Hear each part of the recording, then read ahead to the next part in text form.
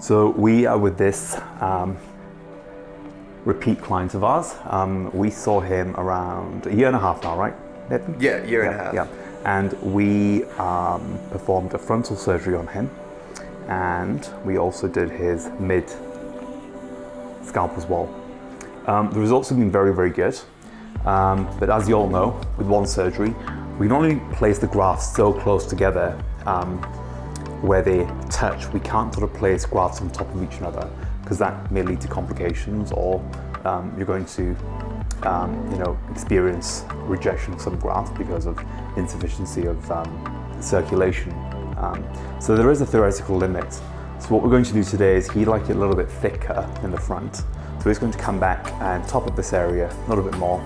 It's not a big surgery, it's really just cosmetic, because it really is like makeup. You do the surgery, you place the grafts very, very close together.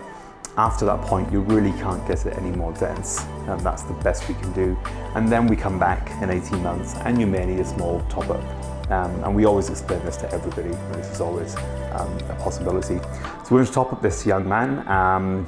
He has plenty of donor grafts. We've left lots of virgin strips of scalp that have not been touched. And the plan with him is to top up around 1,000 grafts to the frontal hairline, just to make it look nice and big. He wears his hair to the right, so we'll probably perform a little bit more on the left, so he's got more density and bulk, just to swing his hair around to the right. Okay, Nathan, are you good with this plan? I am good, that sounds perfect. So let's get rolling.